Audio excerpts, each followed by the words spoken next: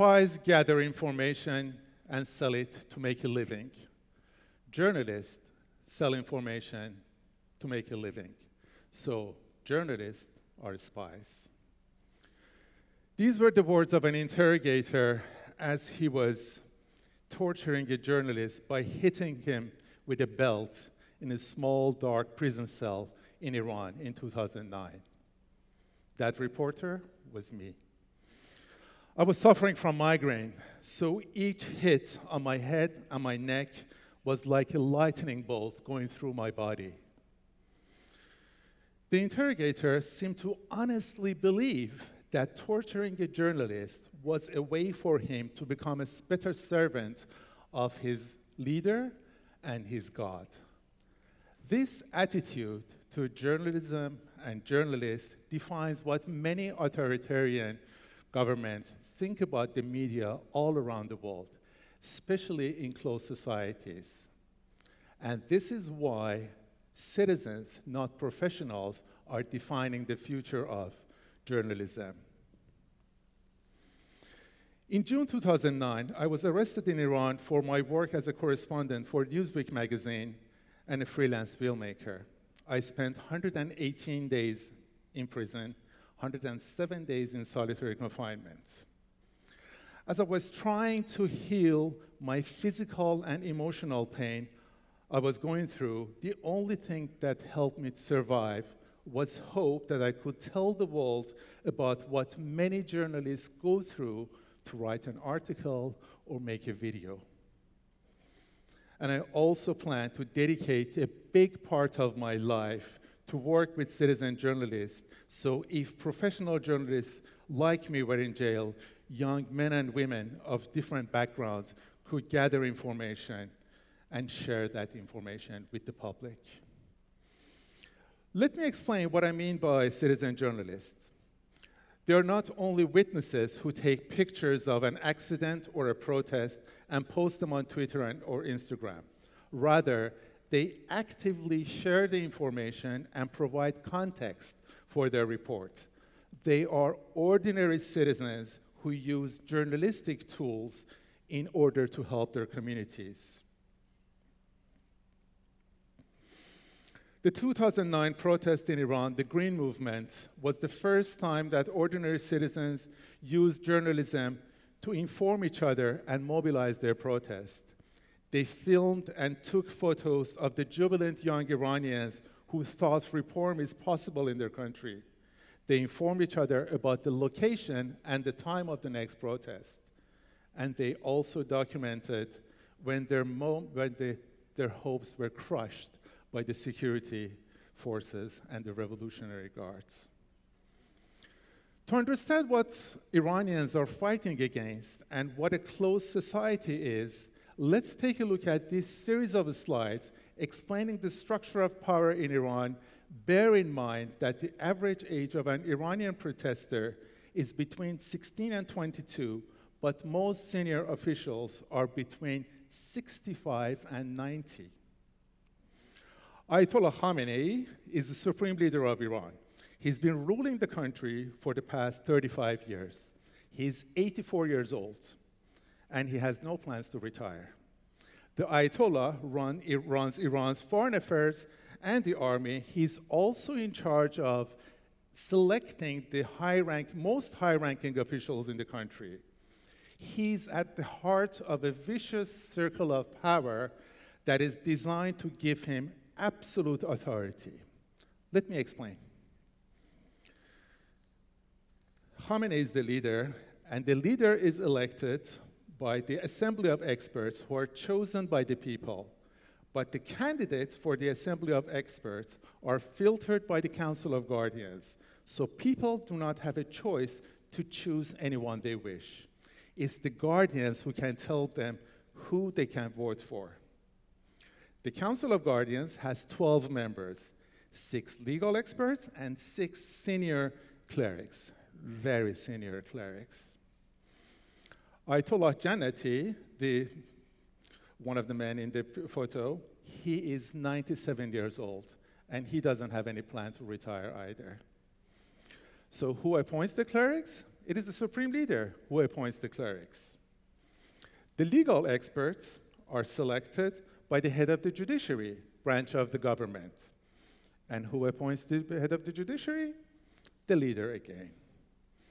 The Council of Guardians is also in charge of screening presidential and parliamentary candidates. So in essence, the leader of Iran chooses the very people who are supposed to elect and supervise him.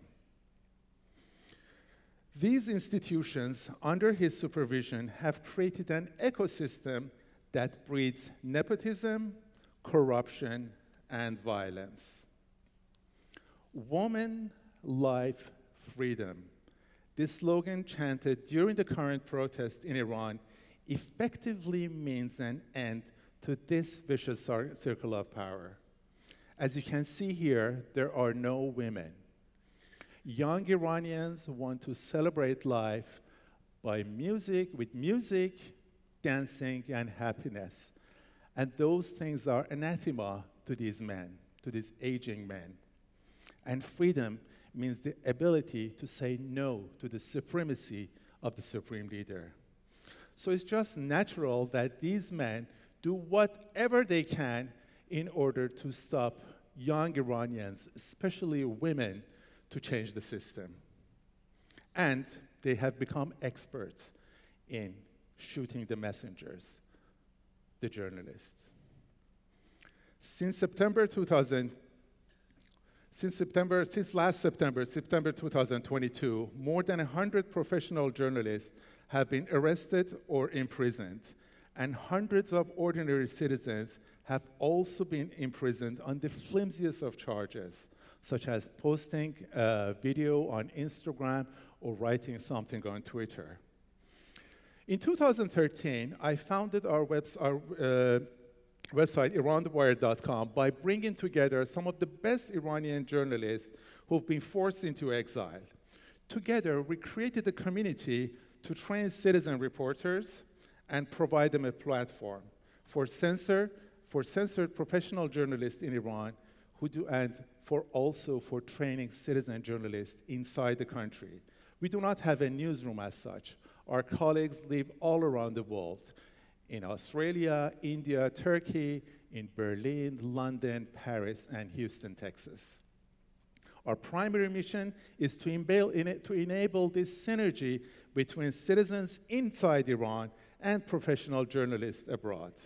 We don't recruit our colleagues and trainees inside Iran. Rather, they come to us because we've created a safe space in which they feel secure and respected. Security and respect, two things that are denied from citizens by the Iranian government. We are in touch with our citizen reporters by whatever platform that is safest at a given time. Sometimes it can be WhatsApp, sometimes Telegram, sometimes different messaging apps, and sometimes landline telephones. In the past 10 years, we have trained more than 6,000 citizen journalists inside the country, inside Iran. So next time you read or watch something about Iran, there is a good chance that one of our colleagues either contributed to writing that article or shooting the video. And since their security is our primary concern, I'm glad to say that none of our trainees and colleagues inside Iran have been arrested. One of our most impactful stories was reporting the hospitalization and death of 22-year-old Mahsa Amini. Mahsa grew up in a working-class family in Saqqez, a small town in Iranian province of Kurdistan. She and her brother had come to Tehran, the capital, just for sightseeing and shopping. On the night of the 13th of September 2022, one of our colleagues noticed a post on Instagram saying that a young girl had been arrested and beaten by the morality police because she was not observing the hijab.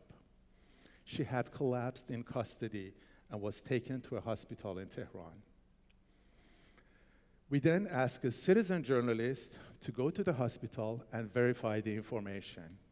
We published the article in Persian and English on September 14th.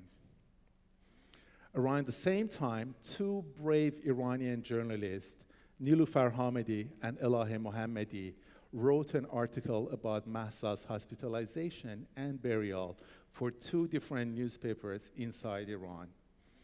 Elahe and Nilufar were arrested within the days from, a few days from each other, and they're still in prison. Since September 2022, more than 500 young men and women have been killed in the protests. Some of them have become the icons of the Mahsa movement. Serena, 16, Nika, 16, and the young boy in the bottom right, Kia, who was only 9. Just compare these faces with the men you saw earlier, those who've been ruling our country for more than 4 decades. That is the tragedy of Iran today. The Iranian government regularly accuses me of being an anti-revolutionary, and they're right. In this case, they are telling the truth. I hate any revolution that condones killing young men and women like that. Thank you.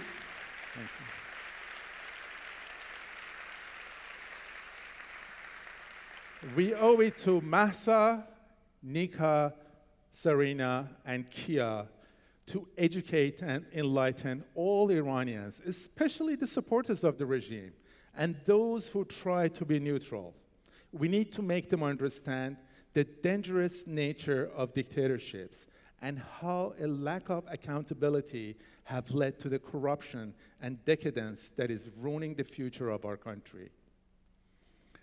As I stand here, I remember those lonely days in solitary confinement when I had burning pain in my head and my whole body. What kept me strong was the hope that one day I could play a role in this civil struggle for democratic change in Iran, the peaceful transition from this corrupt theocracy to something similar to a democracy, where citizens are not subjects of a master, of a leader. Rather, they are individuals with power and agency, where no one thinks that by beating and torturing a journalist, they can go to heaven. Thank you very much.